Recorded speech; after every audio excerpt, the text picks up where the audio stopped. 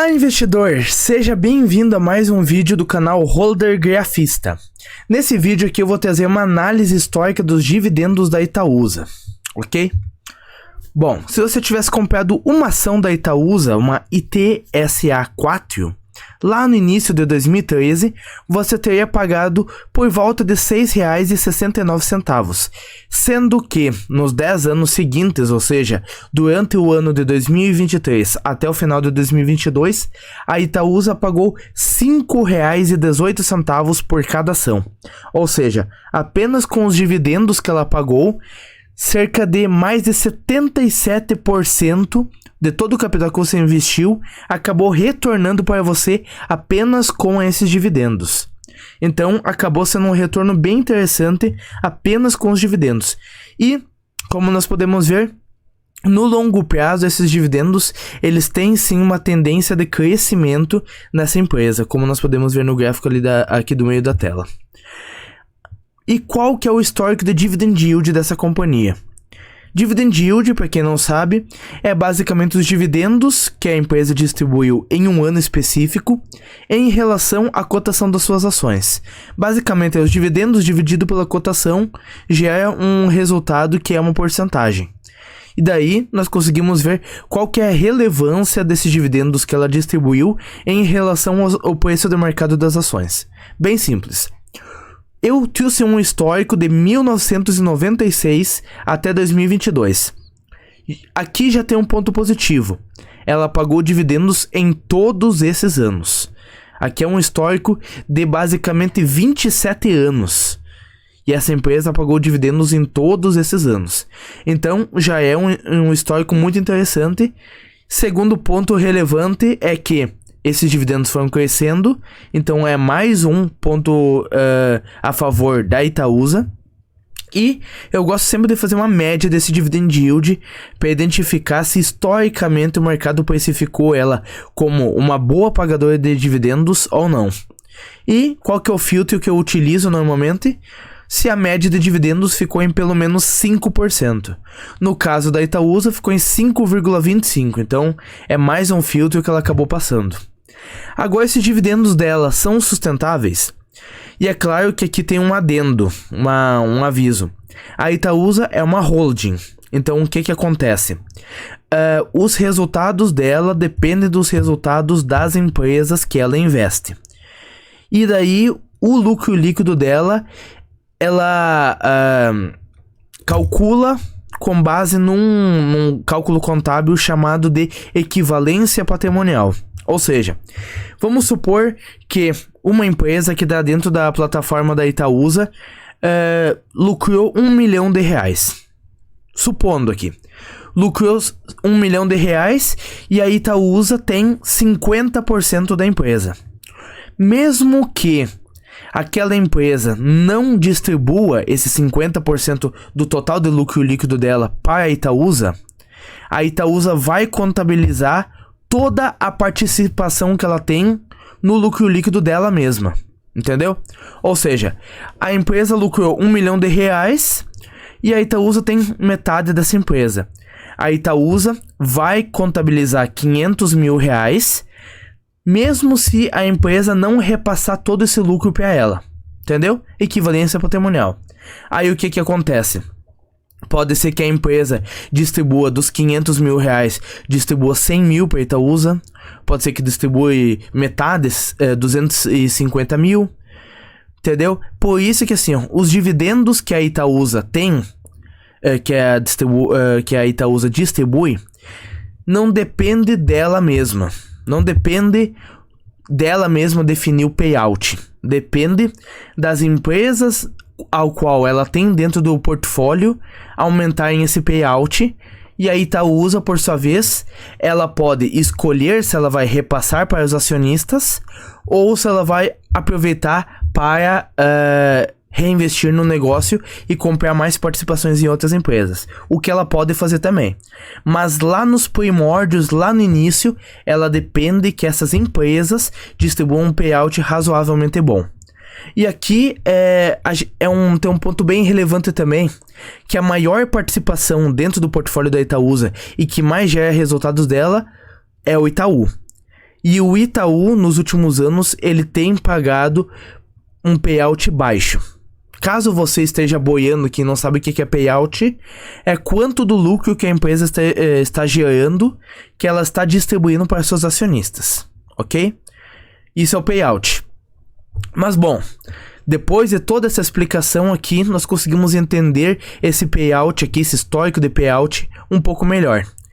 E já que ele é com base no lucro que as empresas estão gerando, nós podemos chegar a algumas conclusões de payouts razoavelmente sustentáveis. Qual que é a minha visão?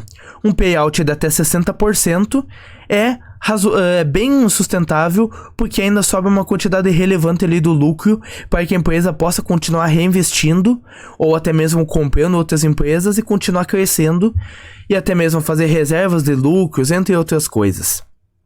Um payout entre 60% e 100%, ele já é um ponto de atenção, porque não é todas as empresas que conseguem pagar esse nível ali, e ela pode estar distribuindo perto ali da capacidade total dela, então pode ser que em um dado momento ali, ela seja obrigada a distribuir uma parcela menor.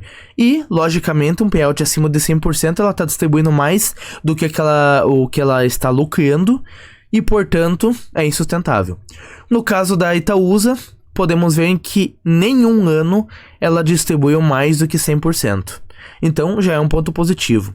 E em todo esse histórico aqui, os únicos anos em que ela distribuiu um payout acima de 60% foram 2008, 2017, 2018 e 2019. Em todos os outros anos, foi abaixo disso. Foi abaixo dos 60%.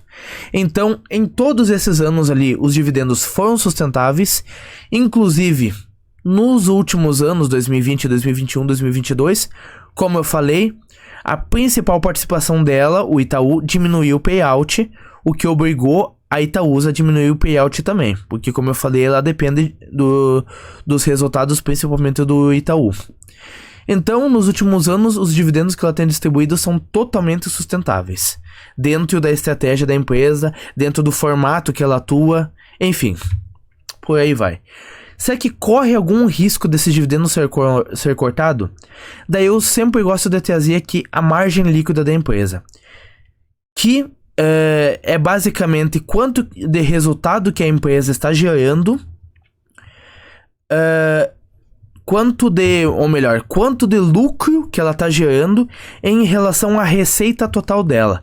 Ou seja, a empresa gerou lá no início lá o resultado das suas operações, um dinheiro. Aí foi descontando imposto, foi descontando custos de funcionário, custo de veículo, custos de aluguel, enfim. Foi descontando. Lá no final sobrou uma parcela, e o quanto dessa parcela que sobrou em relação àquele montante inicial representa para nós a margem líquida. E por que essa empresa tem margens líquidas acima de 100%? Porque basicamente o que acontece? A maioria das empresas, elas não conseguem ter margem líquida acima de 100%, porque simplesmente significava que ela está gerando mais de lucro do que ela está gerando de receita, o que é uma coisa impensável. Mas essa margem líquida acima de 100% é muito por causa dessa questão do formato de negócio da holding. Ok? Ela acaba tendo margens muito maiores, porque os custos de holding, os custos da empresa em si, acabam sendo bem menores do que a receita que ela está gerando. Então, devido a inclusive outros dados contábeis, outras estratégias contábeis acabam fazendo com que ela tenha essa margem aqui. Mas enfim, eu não vou explicar dado a dado para esse vídeo não ficar muito longo, porque eu já tô utilizando muito dele para explicar vários dados aqui.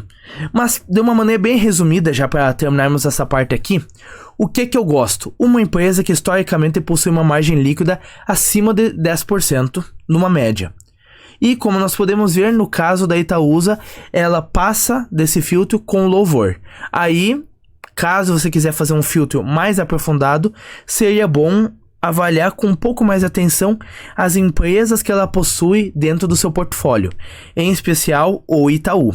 Mas qualquer coisa eu posso trazer mais alguns vídeos sobre ele, especificamente sobre ele, nos próximos dias, caso você venha pedir aqui nos comentários, ok? Então deixa seu feedback.